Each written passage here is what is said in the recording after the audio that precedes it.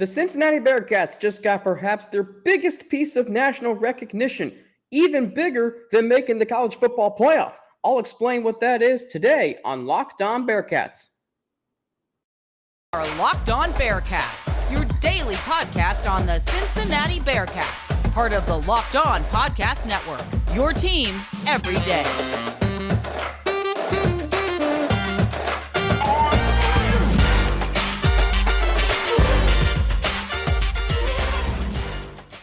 And thank you so much for making Locked On Bearcats your first listen every day. It's free and available everywhere you get your podcasts and on YouTube. Don't forget to hit that subscribe button on YouTube. Follow us on YouTube. That means when an episode gets posted, you'll get a ding and you can listen to us wherever you are. First thing in the morning.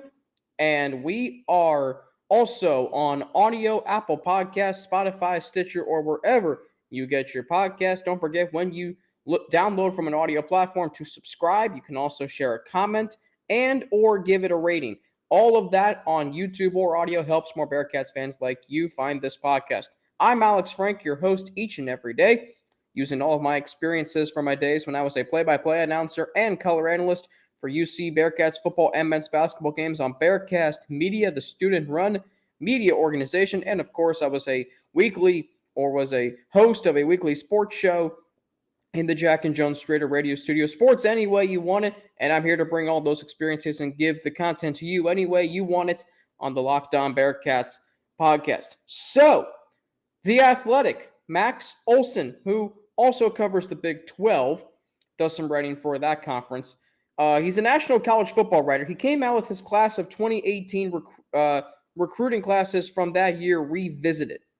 And it's the top 25. And I was intrigued by that because I thought, okay, maybe the Cincinnati Bearcats will be on the list. Now, I didn't expect the Cincinnati Bearcats to be number 4 on the list. Number 4 on the list. The only 3 schools ahead of Cincinnati, Michigan at number 3, Clemson at number 2, and Georgia at number 1. It's unbelievable to me how the Cincinnati Bearcats, class of 2018, which does not have a first-round draft pick, that team never played for a national championship, but they did play in the college football playoff. And there is something to being able to come in and be developed and be better than you were as a recruit coming in, because you don't know how it's going to work out.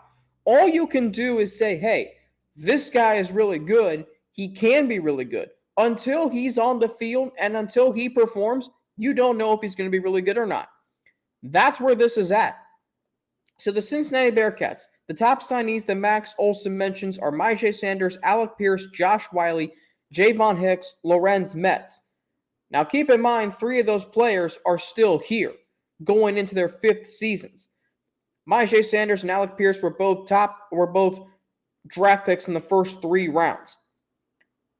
Max Olson mentioned that this class means a lot to Luke Fickell in Cincinnati and always will. These players signed during his staff's first full recruiting cycle, bought in on the dream he was selling even as the Bearcats went 4-8 in his debut season. Together, they achieved what was once considered practically impossible and reached the playoff within 4 years. The number 1 rated group of 5 recruiting class of this cycle, remember when that was a pretty significant deal at the time? Now it's just like old hat, second nature. That class featured 20 players who started games, 10 players who started against Alabama in the Cotton Bowl, and 8 who've earned all AAC honors during the Bearcats' remarkable run of 44 wins, 2 undefeated regular seasons, and 2 AAC titles that ultimately helped Cincinnati receive an invitation to the Big 12. Have you seen that documentary? The Class That Saved Coach K. It's a 30 for 30 documentary on ESPN. It's called The Class That Saved Coach K. And it was on the 1982 recruiting class. Players like Jay Billis, Mark Gullery, Tommy Amaker, Johnny Dawkins, and I believe Dave Henderson was the other player in that class. Yeah, that class saved Coach K. The class of 2018 for Cincinnati, I don't want to say it saved Luke Fickell, but it sure as hell got the program going. It puts Cincinnati on the map, and now it's put Cincinnati in the limelight of college football. This is a significant deal for a program like Cincinnati from where they were and even where they are now. It's still a huge deal for them to be ranked amongst the highest recruiting classes. Like this exercise that Max Olson did probably is reserved mostly for Power 5 schools. We can go on down the list. Number 5, Alabama. Number 6, Iowa. Players like Tyler Linderbaum, Riley Moss, Seth Benson. Number 7, Texas. Well, that didn't really work out. Number 8, Penn State. Number 9, LSU. They had 2 guys named Joe Burrow and Jamar Chase in that recruiting class. You may have heard of them. And number 10, Ohio State. It's not like, Cincinnati is ahead of Ohio State by 6 spots in this poll. And that Ohio State recruiting class had Chris Olave, Jeremy Rucker, Tyreek Smith, and Tommy Togai. That's not a scrub recruiting class. This is just a testament to the job Luke Fickell and his staff have done in the development of these players. That class of 2018 kept evolving, and by the time they reached their peaks, they were incredibly good players. Rose to the top of NFL, draft boards. Got into the first 3 rounds selected. Pierce second round, Sanders third round. And by the way, Desmond Ridder wasn't even a part of that recruiting class. Sauce Gardner was not a part of that recruiting class. The 2 best players were not a part of that recruiting class. Keep that in mind. That goes to show you the depth of last year's team. And I think what this shows is when you include guys like Josh Wiley and Malik Vann, it puts Cincinnati, not just the university and the program on the map, it puts the city. Because now the whole country is like, hey, Cincinnati football, like there's some good talent there. And now that the Bearcats just made the college football playoff, they've got more exposure. The Bengals just went to the Super Bowl. That's going to give this city a lot of exposure when it comes to high school football. And high school football in this city is huge. The question all the time gets asked, hey, where'd you go to high school? And I think what's also unique about this recruiting class, as Max mentions, that they were able to find 5 future starting offensive linemen. That's huge. And for a program that Luke Fickell constantly talks about being driven through the trenches, offensive and defensive lines, and you look at how many of these recruits started right away. Josh Wiley, immediate impact. Myjai Sanders. I think about Alec Pierce in 2019, the impact he had. I think about Lorenz Metz, the polarizing player that he is, and yet he's still mentioned as one of the top signees of this class. And this class of Cincinnati Bearcats football put them on the map. It got this program not only turned around, like, we talk about that year being the turnaround of Bearcats football. I put it to you this way. It put the program on the map. And what have they done since then? They've kept ascending up the recruiting mountain and into the upper echelon of college football programs. And you can say, well, you have to make the playoff consistently. No, Georgia's only been to the college football playoff twice, and we view them in the upper echelon of college football. Notre Dame has only been twice, and they're in the upper echelon of college football, right? Maybe not tier 1, where Alabama, Georgia, maybe Clemson, and Ohio State are, but they're sure as hell in the upper echelon of college football, right? There are teams who've only made the college football playoff 1 time, and you don't hear a peep about them. But when Cincinnati makes the playoff, it's like, well, they got lucky last year. Oh, they were a group of 5 team. They'll never do it again. It was a fluke. Why? Why is it when something good happens in this city with the Bearcats or the Bengals, it's a fluke? Like, there are people on Twitter who are saying, oh, the Bengals got so lucky last year. Oh, my gosh, just wait till the Ravens are healthy this year. And, oh, the Browns have Deshaun Watson. They didn't get lucky last year. And that's a topic for another day. But it's just amazing to me that a class that we viewed at the time of just, hey, Bearcats football's back. They're going to be competing for championships in the conference. But not only that, they're going to ascend to the college football playoff. That's what this class is about. And the fact that it did not include the cornerstones of this program, Ridder and Gardner, speaks to how good this program is.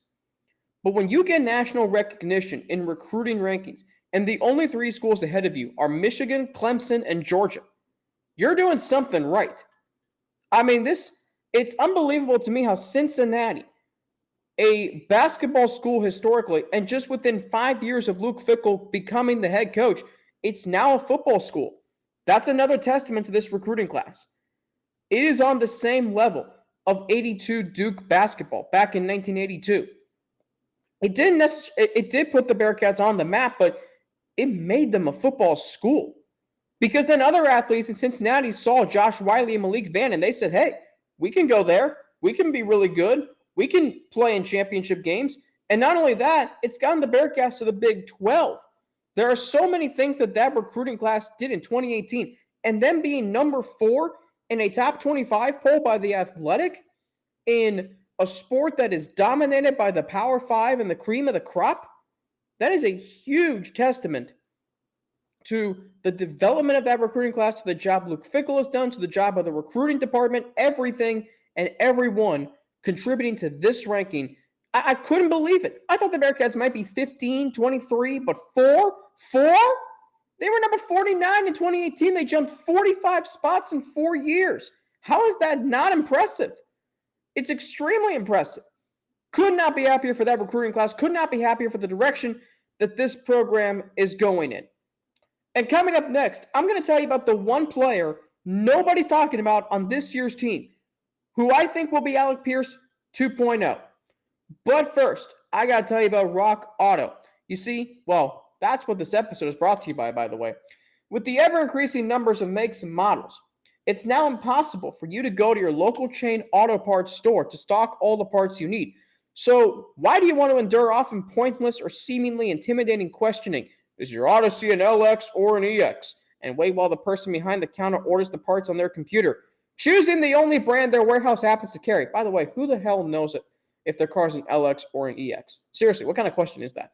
You have computers with access to rockauto.com at home and in your pocket. So why do I use Rock Auto? Well, it saves me time and money when I use it. It's a family business serving do-it-yourselfers for over 20 years. By the way, I haven't said this. I aspire to be a sports bar owner in addition to a podcast host, whatever else, other career endeavors I have. And my sports bar business is becoming family-owned. More on that later. Rock Auto prices are reliably low for every customer. They have everything you can need: brake parts, tail lamps, motor oil, and even new carpet. Go to rockauto.com right now and see all the parts available for your car or truck. And write Locked On in their How Did You Hear About Us box so they know we sent you. Amazing selection, reliably low prices, all the parts your car will ever need. rockauto.com. Hey, thanks for making Locked On Bearcats your first listen every day. Hey, for your next listen, how about this? Check out the Locked On Sports Today podcast, the biggest stories of the day, plus instant reactions, big game recaps, and the take of the day. It's available on the Odyssey app, YouTube, and wherever you get your podcasts. Alex Frank here with you each and every day. Locked On Bearcats on a Wednesday, May 25th, 2022. We got some big games going on right now in the NBA. We've got big games in the NHL. This podcast, see, here's the unique thing about podcasting. So this episode is dropping for you on Wednesday. This is Wednesday's show. This episode was recorded Tuesday early afternoon at about 12:30. So I had not yet. So when you're listening to this, I've already been through the waves and the roller coasters of Election Day in a newsroom. But at the time that I recorded this, I don't know what it's going to be like in the newsroom on election night. So, yeah, that's the beauty of this. That's the beauty of time when it comes to podcasting. Anyway, and the Golden State Warriors at the time of this recording had not yet finished off the Mavericks in a sweep, which, spoiler alert, I think they will by the time you listen to this tomorrow. Game 4, Tuesday night between the Warriors and the Mavericks. You also have some NHL games Tuesday night. By the time you listen to this, you know the results. The Hurricanes and Rangers, Game 4 in New York, and then the Flames and the Oilers, Game 4, in Edmonton. Edmonton and Carolina leading their series, respectively, 2-1. Both games on ESPN starting at 7. Anyway, so Alec Pierce was mentioned in that recruiting recruiting class, top 25. There's one player on this year's team who I think can be Alec Pierce 2.0 this year, and that is Nick Mardner.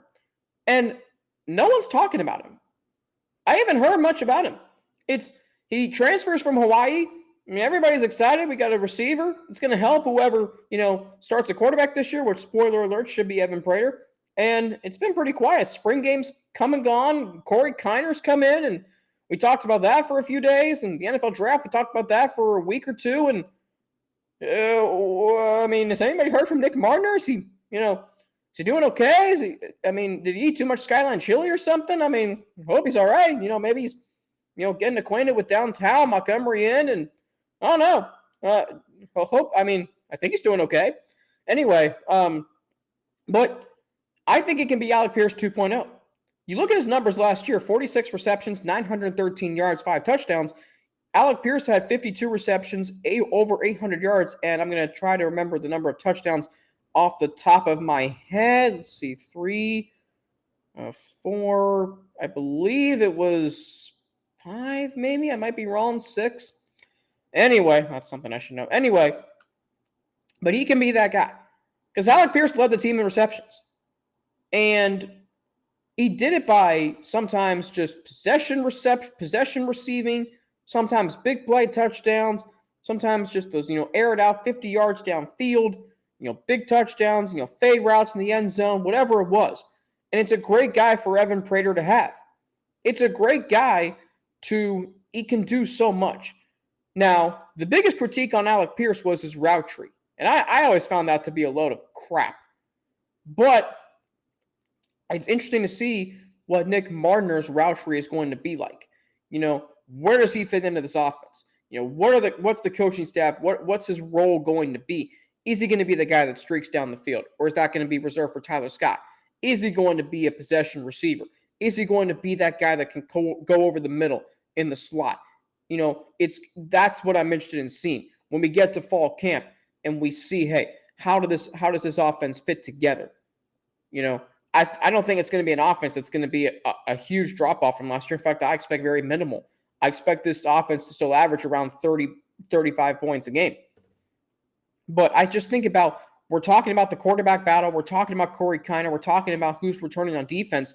We're not talking about Nick Mardner. And I talked about last week, hey, Tyler Scott is going to be this year's breakout player. But at the same time, I think Nick Mardner is going to be instrumental to this offense. You take Tyler Scott away, okay, you lose a deep threat. But you take away Nick Mardner, here's a guy who might be the player. When it's 3rd and 3 in the fourth quarter and you're up 3, you're driving. Or it's 3rd and 4, you're down 4, and you need a first down. You can just go, Mardner, 5-yard slot route. There you go. He's going to be important in this offense. His versatility can matter. You look at his game log. You look at some of his games from last year. I saw one where he had, just 2 receptions. Others where he had 4 for 139, which that's an average of, let me see if my Cincinnati math can do me well here. That's an average of, I should know this. That is an average of around, oh my gosh. Anyway, the point is it's over 30. How's that for you? It's over 30 yards a game. In fact, it's 34.5. There you go. Actually, 34.75. There you go. See, I told you I'm good at math. Anyway, and then they tell me all the time in the newsroom, if you were good at math, you wouldn't be here. Guess I meant to be there. Anyway, Nick Mardner, we're not talking about him. And that's fine with all the offseason storylines that we've had. But at the same time, when the season rolls around, when we get to Arkansas, and you need to pick up those hard yards, go to Mardner. He's here for a reason. He's here because of his experience. He has experience. He's played 1 full season. Now, given it was in the Mountain West. But I actually think the Mountain West is a good conference for football. And it's produced some good players. And some guy named Josh Allen, Logan Wilson, both hail from Wyoming. I like what I'm seeing. No one's talking about Nick Mardner right now, and that's fine. But come the season, when we talk about important plays, when we talk about important players, I think Nick Mardner's name is going to be mentioned a lot in that list. Up next, so the SEC, yes, that SEC, is discussing potentially having a conference playoff. I hated it at first. Because I'm like, of course the SEC would do that. However, I actually like it now. I'll explain why next. But first, I need to tell you about betonline.net. You see, our partners at BetOnline continue to be the number one source for all your sporting needs and sports info. You can find all of the latest odds, news, and sports developments, including this year's basketball playoffs, Major League Baseball scores, fights, and even next season's NFL futures. BetOnline is your continued source for all your sporting wagering information, from live betting to the playoffs, esports, and more. Head to the website today or use your mobile device to learn more about the trends in action. BetOnline, where the game starts. So the SEC, of course, is potentially going to implement something progressive, and that is a conference-only playoff. Pete Thamel of ESPN, still feels weird to say that, major props to him, going to ESPN, tremendous writer, can relate to him well, speaks and writes on a level that's easy to comprehend, and this is interesting to me. The SEC could implement an 8-team conference playoff. And the big thing here is, instead of the SEC championship game being the first Saturday in December, it would be closer to New Year's Day. Now, you might be going, what? Well, so I like this SEC-only playoff. I think it gives other teams a chance in the SEC to compete and win for championships. If you want to run through the last, let's say, 15 SEC champions, we can do that. The last 15 SEC champions. Alabama, notice a pattern. LSU, Alabama, notice a pattern. Auburn, Alabama, geez. Auburn, Alabama, LSU, Auburn, Alabama, Florida. I believe LSU won in 2007, and then Florida in 2006. How many programs did I just mention? I haven't even mentioned Georgia, and they've won a national championship. The problem with the SEC, they claim it's the best conference in football, and it is. They claim it's just means more. It does. They can claim whatever they want. The fact of the matter is, Georgia did win in 2017. You have Georgia, Auburn, Alabama, and Florida, and LSU. That's 5 teams who've won SEC championships since 2006. That's actually the last 16 years, so I gave you a bonus. That's the last 16 years. But that's only 5 of 14 teams who've won national championships. And thinking about the national championship matchups, sure, you've had your, Missouris and South Carolinas make the SEC championship game, and that's fine. But the SEC championship game is, in essence, reserved for the best of the best. Now, I said last week, if the SEC follows suit and scrubs its divisions, you're probably going to get the same conference championship matchups, most of the same, that you are already getting. That's a huge testament to how good the conference is. Already the best 2 teams are playing, like Georgia and Alabama. So the SEC implementing a conference-wide playoff, I think it would make for some good college football. I think it would give other teams a chance to compete for championships. It really would. Because the SEC is sending the same teams to the playoff every single year. Alabama's only missed it 1 time. LSU's been, Georgia's been.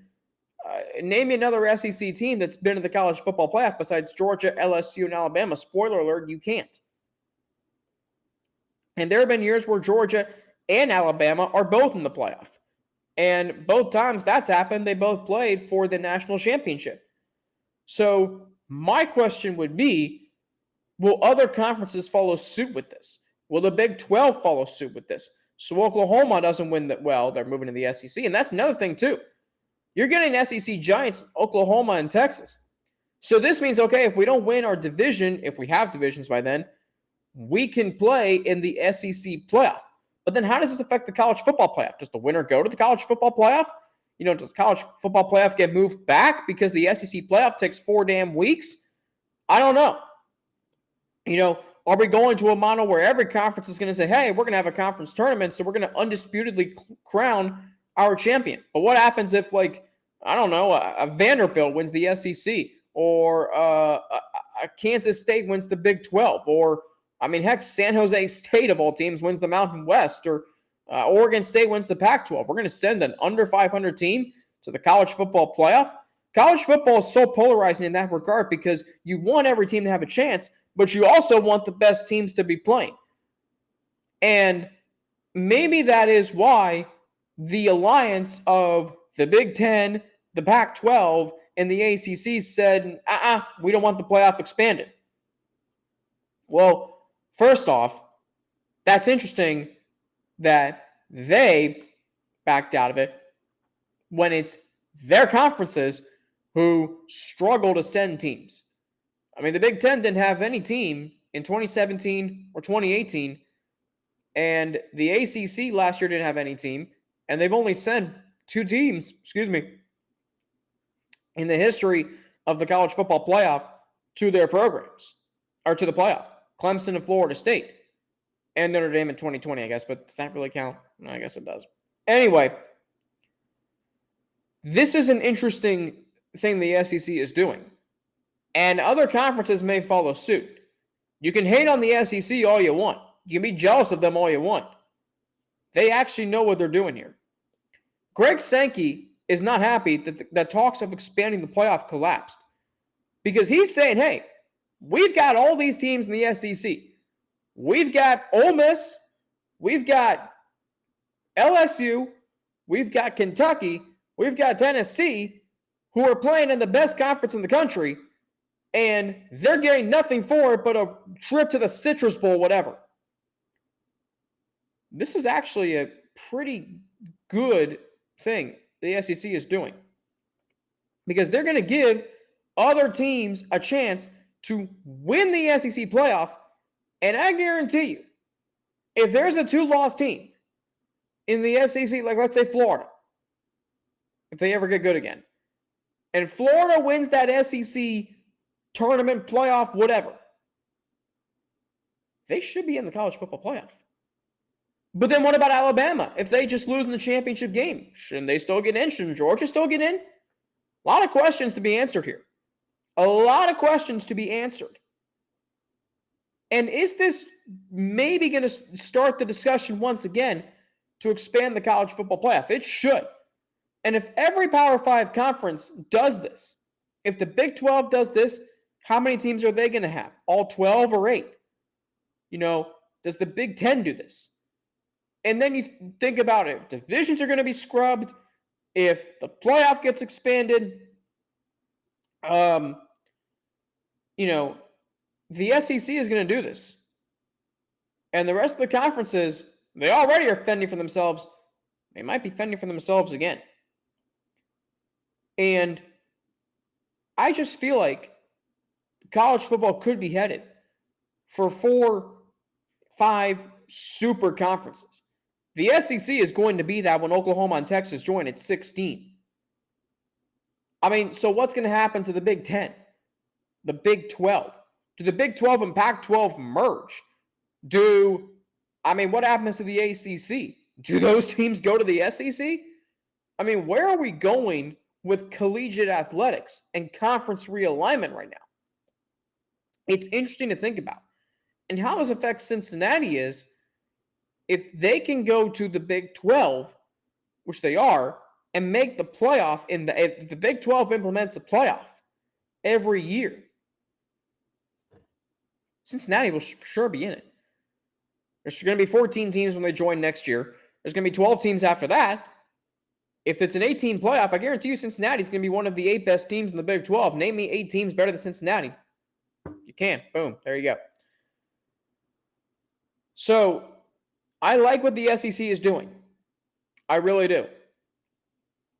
And if the other conferences halting playoff expansion and they hate on the SEC because they get all the best players, look at what they're doing. Because they're actually doing something right here. They're actually doing something good here. They're saying, the hell with you guys. We're going to expand. We're going to make a playoff for ourselves because we think more teams should play for championships. And maybe all conferences should do this. I would not be opposed to it. I'm not opposed to an SEC playoff. I'm not. But then you have, and I think it's going to force conference commissioners to revisit what happens to the college football playoff, because the SEC is now playing an expanded playoff. If it goes to 4 teams, the winner of the SEC will be the most battle-tested team of any team. I seriously ask, what is going to happen if the SEC does implement this? What is going to happen to the rest of college football and conference realignment and whatever if this happens? Because the SEC is very close, maybe, to taking over college football.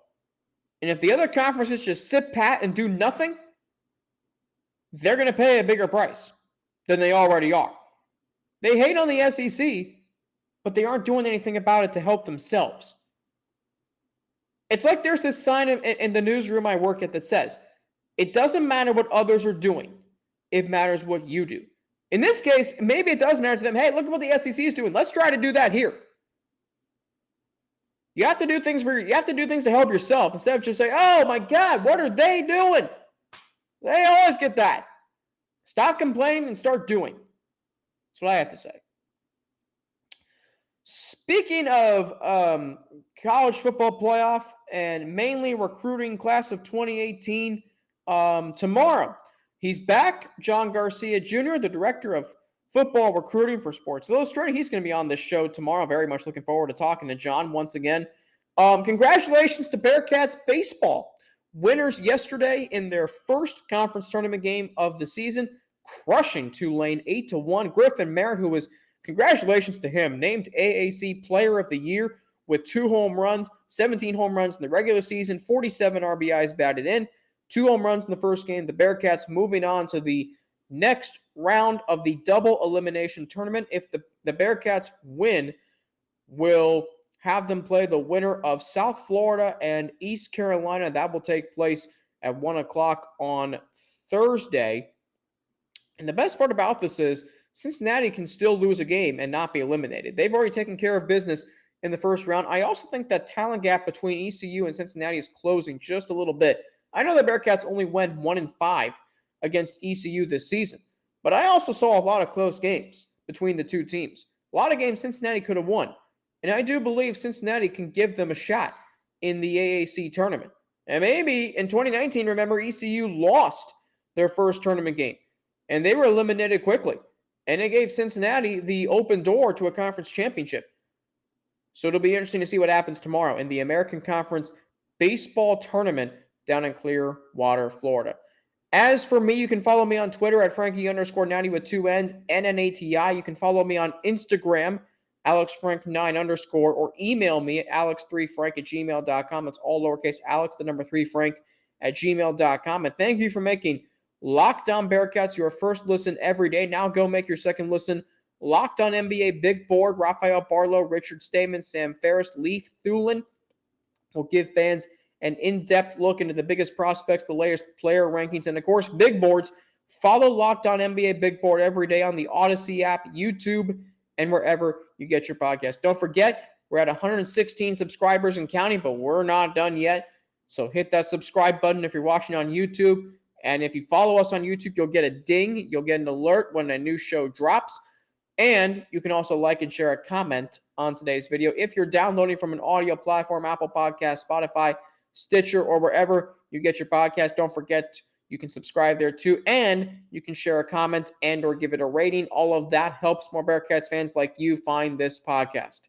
I'm Alex Frank for the Locked On Bearcats podcast. Have a great rest of your day. And I will talk to you tomorrow with John Garcia Jr. of Sports Illustrated.